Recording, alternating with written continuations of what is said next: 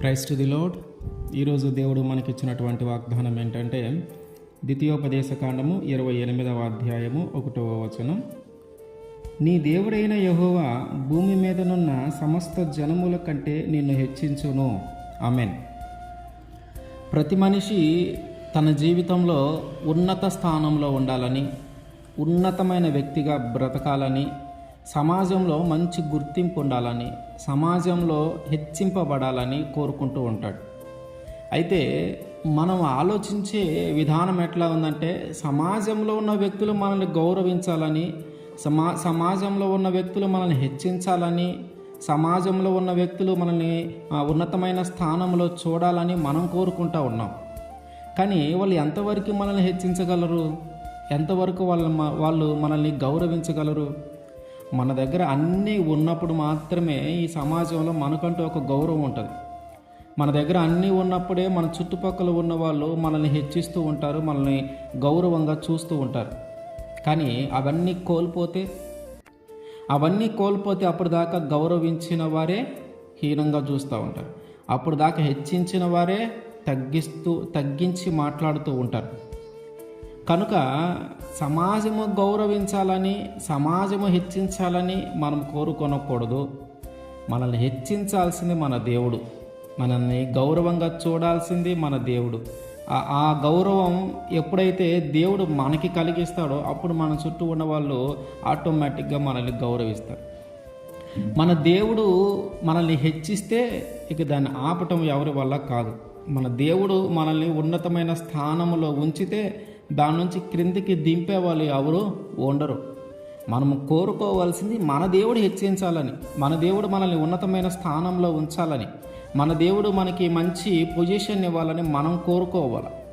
సమాజము గురించి, మన చుట్టూ ఉన్న మనుషులు మనల్ని హెచ్చించాలని కానీ, సమాజం హెచ్చించాలని మనము కోరుకోనకూడదు. మరి దేవుడు ఎప్పుడు హెచ్చిస్తాడు? దేవుడు ఎలా ఉంటే హెచ్చిస్తాడంటే, ఎవరైతే ఆయన ఆజ్ఞల అనుసారముగా జీవిస్తారో, ఎవరైతే ఆయన మాట ప్రకారము జీవిస్తారో, ఎవరైతే ఆయన చిత్తమును జరిగిస్తారో, ఎవరైతే తన మాటకు లోబడి తన జీవితాన్ని మార్చుకుంటారో అట్లాంటి వారిని దేవుడు హెచ్చిస్తాడు. అట్లాంటి వారిని దేవుడు ఉన్నతమైన స్థానంలో ఉంచుతాడు. అట్లాంటి వారిని దేవుడు వారికి ఒక జీవితానికి ఒక మంచి గౌరవాన్ని తీసుకొని వస్తాడు, ఒక మంచి గుర్తింపుని తీసుకొని వస్తాడు. మన దేవుడు ఇచ్చినటువంటి ఆజ్ఞలను, ఆయన మాటను మనము లెక్క చేయకుండా మనము జీవిస్తే మనకున్నటువంటి ఆ గౌరవము, మర్యాద, హెచ్చింపు ఇవన్నీ కొంతకాలమే. ఎందుకంటే మనుషులను ఆశిస్తున్నాం కాబట్టి దేవుడి దగ్గర నుంచి ఆశించట్లేదు కాబట్టి దేవుడు చెప్పిన ప్రకారం నడిస్తే ఏముంది, నడవకపోతే ఏముంది, నా చుట్టూ ప్రజలు ఉన్నారు కదా, నన్ను కోరుకునే జనం ఉన్నారు కదా, నన్ను ఇష్టపడే ప్రజలు ఉన్నారు కదా, ఇంతమంది నన్ను హెచ్చిస్తూ ఉంటారు, ఇంతమంది నన్ను ప్రేమిస్తూ ఉంటారు, ఇంకా దేవుడిది ఏముందిలే అనే ఆలోచన మనకి కలుగుతూ ఉంటుంది. అయితే అవన్నీ కొంతకాలమే. కానీ దేవుడు చూపించే ప్రేమైన, దేవుడు హెచ్చించే విధానమైన, దేవుడు ఇచ్చే ఉన్నత స్థానమైన, దేవుడు ఇచ్చే గుర్తింపైన అది శాశ్వత కాలం ఉంటాయి. అవి ఎక్కువ కాలం ఉంటాయి. అవి నీ స్థితి గతులు మారినా ఉంటాయి. ఇంతకుముందు నువ్వు అన్నీ కలిగి ఉన్నావు, ఇప్పుడు అన్నీ కోల్పోయావు, అయినా దేవుడు హెచ్చింపు చేయటం మానడు.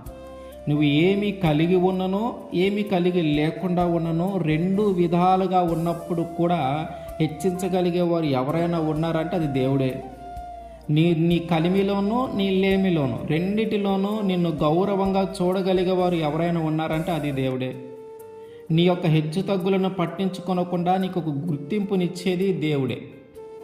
కనుక మనం ఆశించేది దేవుడు హెచ్చించాలని, మనం కోరుకోవాల్సింది మన దేవుడు మనల్ని హెచ్చించాలని. ఎందుకంటే ఆయన హెచ్చిస్తే ఇక దాన్ని ఆపటం ఎవరి వల్ల కాని పరిస్థితి. ఆయన హెచ్చిస్తే దాన్ని అడ్డుకొనటం ఎవరి వల్ల కాని పరిస్థితి. మనుష్యులు హెచ్చించటం కాదు, దేవుడు మనల్ని హెచ్చించాలి. మనం గమనిస్తే యోసేపు గారి జీవితాన్ని మనం గమనిస్తే, ఆ అన్నలందరూ ఎగతాళి చేసి నేను కలగంటూ ఉన్నాను అని ఆ కళలను గురించి వివరించి చెప్పినప్పుడు అందరూ ఎగతాళి చేస్తూ ఉన్నారు. నిన్ను నువ్వు హెచ్చించుకుంటున్నావు, నిన్ను నువ్వు గొప్ప వ్యక్తిగా అనుకుంటున్నావు అని చెప్పి వాళ్ళు అసూయపడి ఆ అన్నలందరూ అతన్ని నశింపజేయాలని ప్రయత్నం చేశారు. కానీ దేవుడు ఆయన్ని హెచ్చించటం మొదలుపెట్టినప్పుడు ఆ యొక్క హెచ్చించటం అనేది ఆపటము ఎవరి వల్ల కాల. దేవుడు యోసేపు గారికి ఒక ఉన్నతమైన స్థానాన్ని కల్పించినప్పుడు ఆ ఉన్నతమైన స్థానము నుండి అతన్ని దించివేయటం ఎవరి వల్ల కాల. అంటే దేవుడు హెచ్చిస్తే అలాగే ఉంటుంది.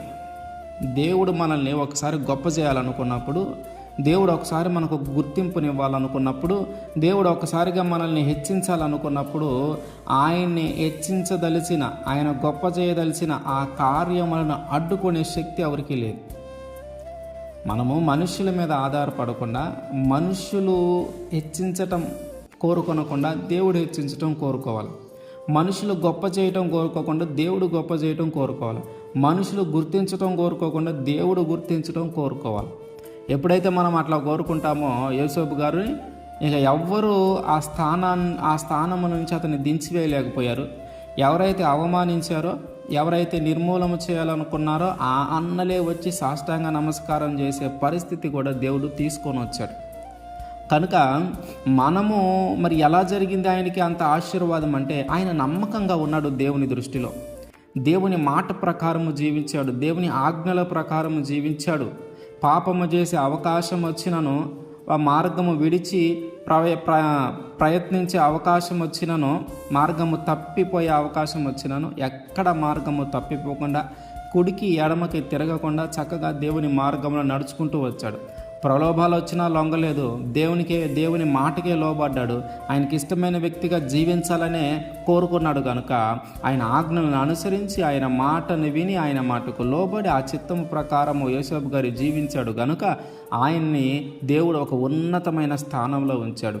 ఆ భూజనులందరికంటే ఎక్కువగా ఈ సమస్త జనముల కంటే ఆయన్ని హెచ్చించాడు, గొప్ప స్థానంలో ఉంచాడు, గొప్ప వ్యక్తిగా ఉంచాడు, గొప్ప గుర్తింపునిచ్చాడు.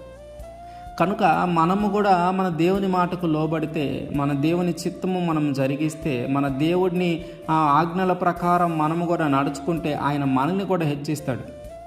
నీ చుట్టూ ఉన్న వాళ్ళు నిన్ను హెచ్చించాలని నువ్వు కోరుకోవద్దు, దేవుడు హెచ్చించాలని కోరుకో. దేవుడు ఎప్పుడు హెచ్చిస్తాడంటే ఆయన మాట వినినప్పుడు, ఆయన ఆజ్ఞల ప్రకారం నడుచుకున్నప్పుడు, ఆయన చిత్తం ప్రకారం మనం చేసినప్పుడు దేవుడు మనల్ని హెచ్చిస్తాడు. కనుక ఆయన చిత్తం ప్రకారం నడుచుకొని ఈ సమస్త జనముల కంటే మనము హెచ్చింపబడుదుముగాక. ఆమేన్.